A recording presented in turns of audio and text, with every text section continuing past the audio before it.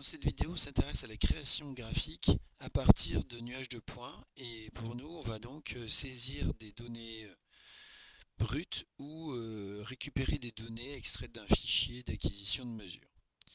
Ensuite, on va la mettre en forme, ce fichier, de telle façon à pouvoir en exploiter les données avec, par exemple, l'extraction d'une équation d'une courbe ou bien la lecture graphique directe sur Excel et éventuellement l'impression pour une lecture à la main dans nos données.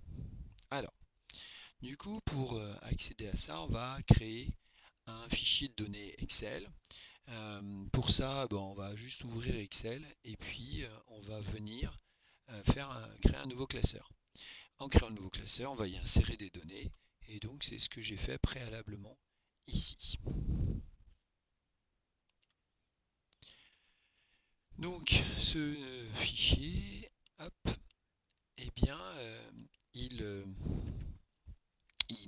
ici contient des données. Il manque une petite donnée d'absorbance, donc on va la rajouter. Donc il contient des données et puis on fait attention à ce que nos données soient numériques. Et donc il ne faut surtout pas frapper d'unité dans les données, sinon Excel va croire que c'est une chaîne de caractères, que ce ne seront plus des nombres et ils ne pourront pas les traiter. Donc ça c'est une petite erreur qu'on fait et qui des fois pose problème dans la création de graphiques. Ensuite, lorsque l'on va donc créer son graphique, eh bien on va utiliser le menu insertion. Donc ici on a des menus avec des onglets qui distinguent chacun des menus. Donc hop, le menu fichier, le menu accueil qui dispose de ce menu là, et chaque onglet va accéder à un menu et nous on va prendre le menu insérer, puisqu'on va venir insérer dans notre feuille un graphique. Pour cela, on choisit systématiquement nuage de points sans relier les points. C'est important parce que Excel relie les points dans l'ordre où il les traite et parfois on saisit des points et c'est pas forcément l'ordre qui nous intéresse. Lorsque l'on fait ça, Excel a tendance à aller chercher des données existantes et créer des graphiques. Donc on va prendre le soin dans un menu graphique de bien contrôler la sélection de ces données. Pour bien la contrôler, on va remarquer qu'un outil graphique est apparu ici quand on sélectionne le graphique. Donc ce sont deux menus qui sont dédiés au graphique et qui se sont ajoutés. Et dans le premier menu de création, on peut repérer l'onglet sélectionner des données. On va venir sélectionner les données et ici, comme Excel a mis des données un peu partout, on va tout supprimer. On supprime tout de telle façon à avoir quelque chose de vierge. Si jamais Excel n'a pas présélectionné des données, le cadre de création graphique, ici, là, ce cadre-là, serait complètement blanc, donc pas de panique, c'est normal, il n'y a pas de données, donc il ne crée aucun graphique. Donc là, on va ajouter des données, donc on va ajouter ce qu'on appelle une série. Dans cette série, eh bien, on va aller chercher un nom de série, ça c'est pas obligatoire, mais surtout une valeur d'abscisse et une valeur d'ordonnée, ça c'est important. Donc la valeur des abscisses, eh bien, ça va ce qu'on va mettre en ordonnée. Alors ici en ordonnée, je choisis de mettre la concentration. Donc je sélectionne la concentration et je la valide.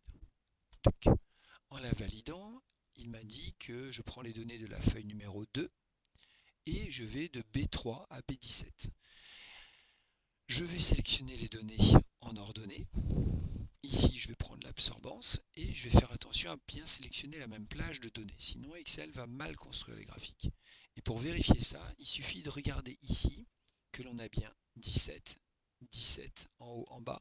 Et pareil, 3, 3 en haut, en bas. C'est-à-dire qu'on démarre de la bonne ligne vers la bonne ligne et colonne vers la bonne ligne de notre tableau. Une fois qu'on a validé, on met OK. Il nous redemande de valider, j'ai qu'une série et là j'obtiens une courbe. On remarque que cette courbe ici est une droite.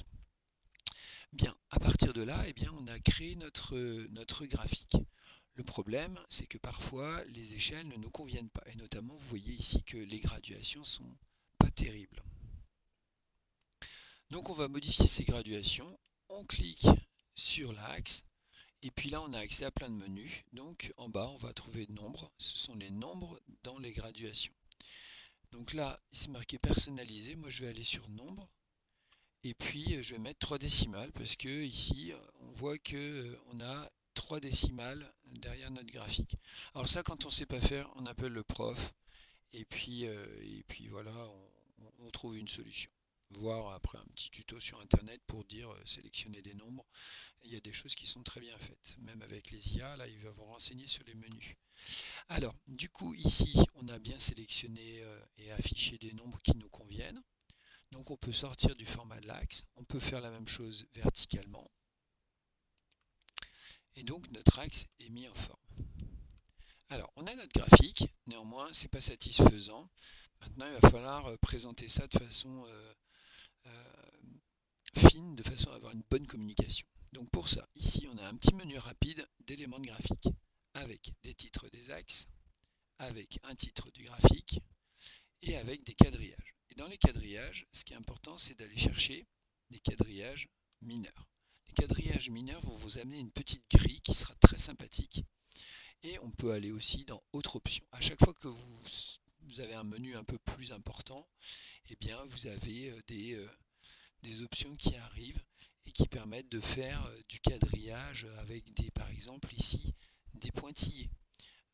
Là, c'est pour le quadrillage principal. Donc si on met ça, on va avoir un quadrillage principal qui va être en pointillé. Donc là, après, on peut aller dans tous les autres quadrillages et toutes les autres mises en forme. Donc là, on peut accéder à la mise en forme de tous les objets. Alors ça, il faut le manipuler pour pouvoir prendre parfaitement en main le logiciel. Donc là, on va rester sur un petit quadrillage secondaire qui se met automatiquement et puis on a nos points. Alors pour les points, quand c'est des grosses patates, là on ne voit pas grand chose. Donc là, je vais vous montrer comment on modifie tout de suite la forme des points. Donc on double-clique, on peut aller dans mise en forme de la série 1 et on va mettre en forme la sélection. Et dans la sélection, on a option de la série. Et là, on a un petit menu d'outils. Et là, vous voyez que le pot de peinture, c'est qu'on va dessiner. Et nous, ce qui nous intéresse, c'est les marques. Donc, dans les marques, eh bien, on va pouvoir venir choisir sa marque. Et là, la marque que je vous demande de prendre, c'est celle avec un plus, parce que ça signifie quelque chose en science. Le plus, avec sa barre verticale, signifie que l'on a une erreur de mesure sur l'axe des ordonnées. Et sa barre horizontale signifie qu'on a une erreur de mesure sur les mesures liées à l'axe des abscisses. Donc là, on met des petits plus, ça permet d'aérer un peu le graphique. Et à partir de là, eh bien, on va venir remplir les titres des axes avec les unités, titre de l'axe avec l'unité, titre du graphique avec l'unité. Et ça, eh bien, ça constitue une belle gestion graphique. Alors maintenant, on voit bien que ces points sont alignés, donc le scientifique va vouloir exploiter ce graphique. Et il va exploiter ce graphique en faisant quoi? Eh bien, en venant ici lire un point graphiquement. Et il va vouloir lire n'importe quel point du graphique. Alors pour ça, déjà, il faut faire un tracé. Alors pour faire un tracé, eh bien, il y a plusieurs façons de faire. Soit j'imprime, mais je peux aussi utiliser ici l'outil de mise en forme pour insérer des formes sur mon graphique. Donc là, je vais prendre une ligne et cette ligne, je vais chercher à la faire passer par les points. Donc là, je suis un petit peu au-dessus. Tac, je l'ai mise et avec mes petites flèches, je vais essayer de la décaler. Voilà. Tac, et je la fais passer par les points. Voilà. Donc ça y est, ma ligne a été passe au maximum par tous les points, ce qui nous donne notre tracé de courbe. Alors c'est pas mal le tracé de courbe, là c'est fait on va dire à la main. On va continuer notre graphique en venant insérer bien une valeur de lecture. Imaginons que je souhaite la valeur de la concentration, sachant une valeur d'absorbance. Donc on souhaite à 400 trouver la valeur de la concentration. Donc pour ça, on va utiliser un petit outil de dessin qui va nous permettre de faire des mesures. Alors là, c'est une illustration. Donc ici, je vais partir de 400 et je vais faire un dessin. Et je vais aller jusqu'à la courbe. Pouf. Je vais le mettre en noir juste pour que ça soit plus distinct. Et je regarde un petit peu là ma valeur. Donc si j'étais sur une copie, je ferais une mesure à la règle. Je ferai une mesure à la règle et c'est ce que je vais faire ici. Parce que quand on insère un petit outil de dessin, ici, eh bien, on a la taille du dessin à l'échelle. Et là, du coup, on peut mettre à 0, ce qui va permettre de mettre une flèche très horizontale. Et là, on nous donne la taille horizontale de la flèche, donc elle fait 8,04 cm. Donc là, j'ai 8,04 cm, c'est pour ma flèche. Moi, je cherche ma concentration C et je vais aller chercher l'échelle. Donc l'échelle, ici, l'échelle du document, eh bien, c'est la plus grande gradation disponible. Ainsi, je vais réinsérer, hop là, je vais réinsérer là-dedans une petite illustration et je vais aller chercher mon facteur d'échelle qui part du point le plus près jusqu'au point le plus loin. Tac. Et donc là, cette échelle, je vois que ça fait pour cet objet ici qui est sélectionné par les deux points là et là, eh bien ça fait 14,21 cm. Donc là, j'ai 14,21 cm. Et je remarque que ma concentration, on va de 0 à 0,400. Donc les 14,01 cm, eh bien ils sont égaux à 0,400. C'est une variation, donc le maximal moins le minimum du tableau. Donc ça fait 0,4. Alors comment calculer ma concentration? C'est une proportionnalité, donc je vais taper ici la formule que je connais bien, mémotechnique du produit en croix, 4 fois 0,4 fois 8,04 divisé par l'échelle, eh bien ça va me faire ici 0,226. Donc là, j'ai pu extraire directement ma valeur de concentration inconnue, ici, et bien plus précisément que par une lecture graphique toute pourrie de me dire ouais je suis à peu près à 0. Voilà. Alors, qu'est-ce que j'aurais pu faire également? Eh bien, 0,225, on voit bien qu'on est au milieu, donc ça c'est correct. La verticalité, je vais mettre 0 en horizontalité, ma flèche va être bien droite. Et là, j'ai donc ma valeur de concentration. Donc là, j'ai fait un calcul précis. Je peux retrouver la même chose en imprimant le graphique et en le traitant à la règle. Donc ça, c'est un outil de travail qui est très pratique. Là, on est sur une lecture à la main. Alors qu'en est-il si on veut exploiter le logiciel pour nous donner une équation? Ça, c'est faisable, les équations, uniquement lorsque l'on a des courbes un peu spéciales avec des formes mathématiques particulières. En effet, si on a une courbe comme ici un spectre qui est très aléatoire, eh bien avoir l'équation du spectre c'est un peu plus compliqué que ce qu'il n'y paraît, et surtout ce n'est pas modélisé par Excel.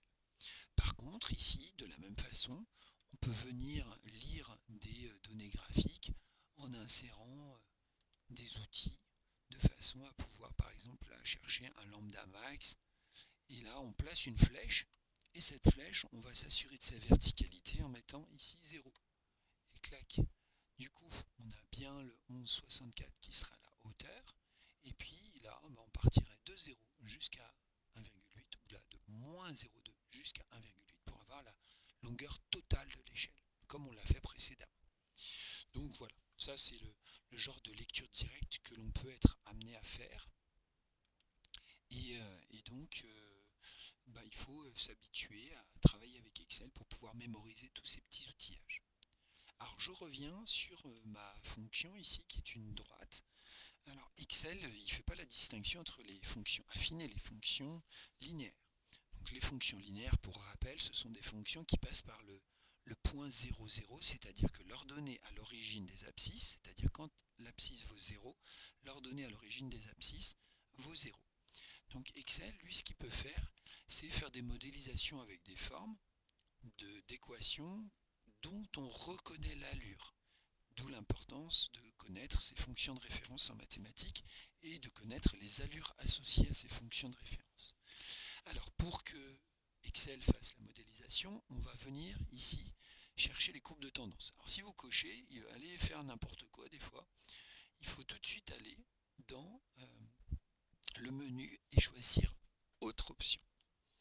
À ce moment-là, il vous propose des fonctions plus ou moins correspondantes à la forme de la courbe d'étalonnage. Alors, choisir une fonction, ça vient avec l'expérience. Nous, en première terminale spécialité physique-chimie en STL et en STI2D, on est plutôt sur des équations de droite, sauf que Excel il dit que c'est linéaire. Normal, c'est un fichier comptable, linéaire, c'est pas linéaire.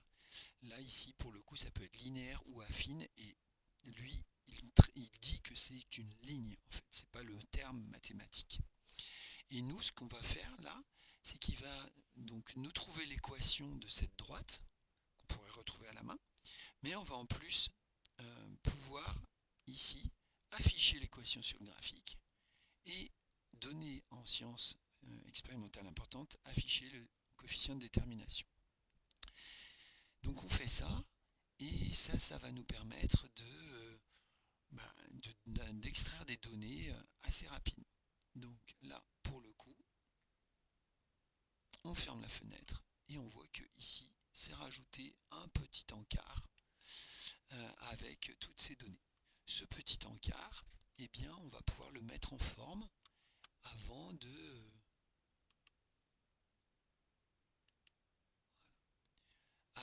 passer à la suite. Donc là, on a pour la série 1 une courbe de tendance dont on a extrait l'équation. Et l'équation, c'est ce petit encart ici. Donc je le sélectionne, je mets en forme la sélection, je vais lui faire un petit coup de remplissage. Pouf, par exemple ici, je vais lui mettre en couleur de remplissage du vert clair. Et du coup, après, je peux mettre des bordures. Enfin, voilà. C'est pour montrer qu'on peut le mettre en avant. Donc ça, c'est plutôt sympa quand on a plusieurs courbes. Comme ça, on peut faire donc un remplissage et puis l'associer éventuellement à la couleur de la courbe. Option de texte, donc vous avez plein de petites choses. Et puis, vous avez dans les options d'étiquette ici, vous allez pouvoir là-dedans choisir, la façon dont les valeurs numériques ici sont écrites. Donc là, par exemple, on a plutôt des nombres compris entre 0 et 1, c'est peut-être plus astucieux de ne pas les écrire en scientifique. Ensuite, on peut choisir les décimales. Donc par exemple, si on veut 4 décimales pour avoir plus de précision, parce que voilà, on sait que c'est bien, on peut jouer là-dessus. Donc ça, c'est pas mal pour bien affiner le résultat, parce que des fois, on ne sait pas trop quoi faire avec le résultat. Et on voit que ça passe bien par le point 0, 0. Et donc, c'est cohérent avec ce qu'on attendait. Hop. Une fois qu'on a l'équation, eh bien y, c'est notre a, puisqu'on a l'absorbance en ordonnée, égale à 1,8 multiplié par donc notre concentration. Donc ça, c'est notre droite, c'est notre équation de droite extraite. Et maintenant, je peux très bien dire a égale quoi? Eh bien, c'est égal à 1,8 fois une valeur. Pouf. Et cette valeur, eh bien, ce sera ma concentration. Donc si je connais la concentration, je vais trouver A. Je vais trouver A en faisant faire le calcul à Excel. Donc tout à l'heure, j'avais fait une lecture graphique ici. Donc là, si j'avais A, si j'avais la concentration, je trouve A. Donc vérifions, 0,22631,949. Est-ce que je retrouve bien 0,400? Ah, quasiment. Effectivement, ici, sur ma lecture graphique, j'ai des incertitudes de précision qui font que je vais peut-être pas exactement bien lire les valeurs. Mais ici, on a le travail qui est fait.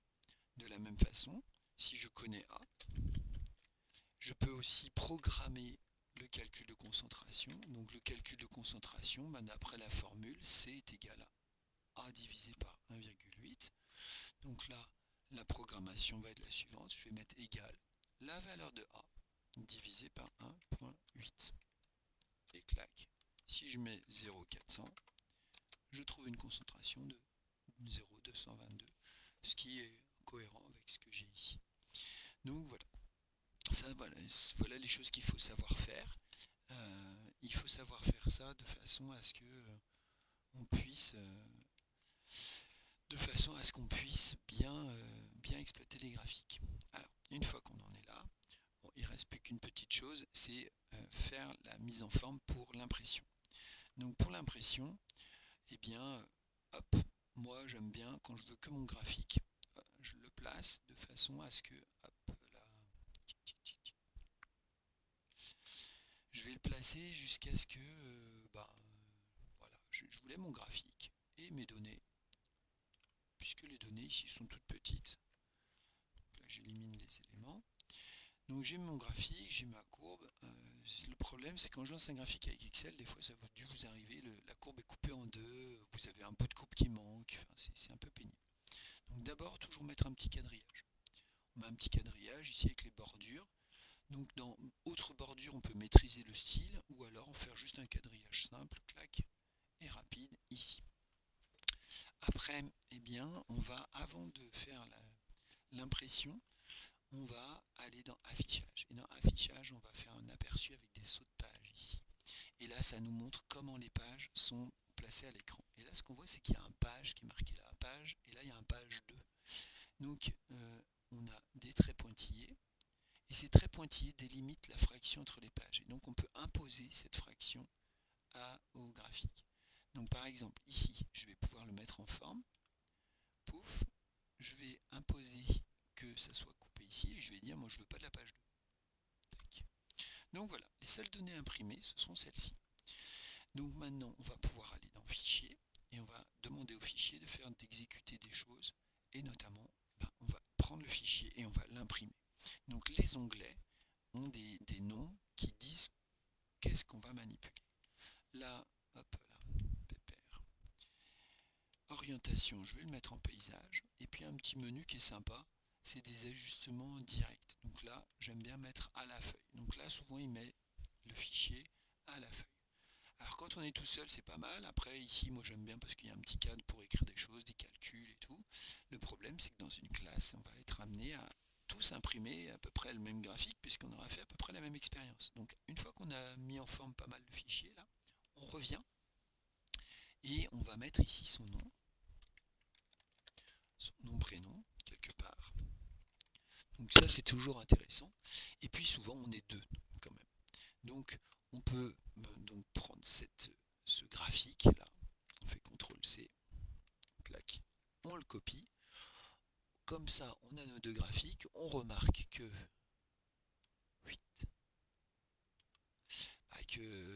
l'autre graphique n'avait pas été pris. On est toujours sur une seule page. Donc là, on a nos deux graphiques. On mène le nom-prénom du binôme. Et puis ici, on vient imprimer. Et là, on voit que notre graphique, il est pas mal. J'ai des données sur le côté. Ouais, peut-être pas terrible. Allez, je reviens en portrait. Ça me plaît plus. Ah bah tiens, j'aurais pu avoir un peu plus d'espace. Comme ça, je pouvais avoir deux zones d'écriture et de commentaires. Hop, on revient là. On va peut-être prendre tout ça là. Clac. On copie-colle. Pouf. Et du coup, toute la première partie ici, le premier graphique, je le supprime. Les données ici, on les supprime. Et comme ça, on n'est pas trop mal. Alors pour supprimer complètement les données, on fait attention ici à virer les bordures également. Pouf. Tac. Et maintenant, on est en phase d'imprimer. On a un petit peu de caractère. On peut décaler encore les choses. Et on imprime avec le bouton imprimer. Ce que je ne vais pas faire puisque je n'ai pas d'imprimante connectée. Donc voilà, j'espère que ça va vous permettre de créer vos premiers graphiques. Avec ces premiers graphiques, surtout extraire la courbe d'étalonnage. Donc c'est la courbe, pardon, pas de la modélisation, et la modélisation ici elle est importante.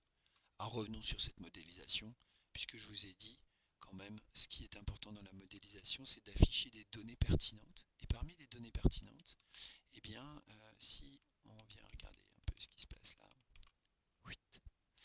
on a là, ici ce qu'on appelle le R carré. Alors le R carré, ça donne quoi comme information? Eh bien, le R carré nous dit si l'équation de la courbe, les coefficients calculés dans l'équation de la courbe sont bien corrélés au regard des données.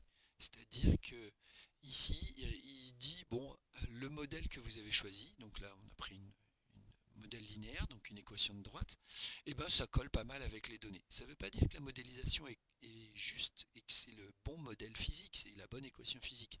Ça veut juste dire qu'avec les points de données que l'on a pris, et bien sur ces points de données, on peut faire coller euh, de façon appropriée cette équation et que les coefficients qui sont là sont bien déterminés. Et le critère, c'est que le nombre r carré soit supérieur à 0,99. Alors là, comment faire par exemple pour ajouter une telle information donnée par votre enseignant ou pour la mettre de façon visible ici, eh bien, on va rajouter un petit texte. Hop, une zone de texte que l'on va dessiner et dire bah, ici r carré permet de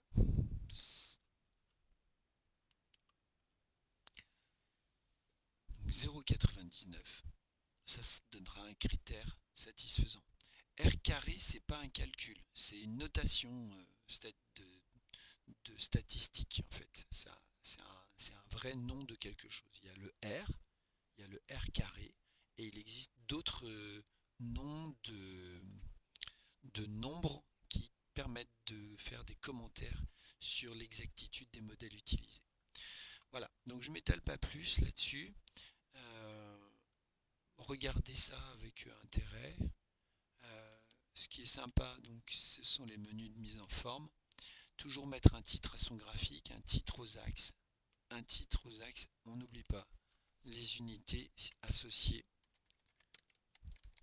si jamais vous en avez. Là, l'absorbance, il n'y en avait pas, donc on peut laisser. Et puis ici, on peut faire des mises en forme d'échelle. Ça existe. Et puis, bah, si on double-clique, on a accès à des menus. Voilà.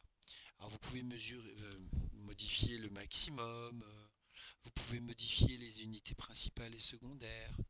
Donc ça, c'est des choses qui sont sympas.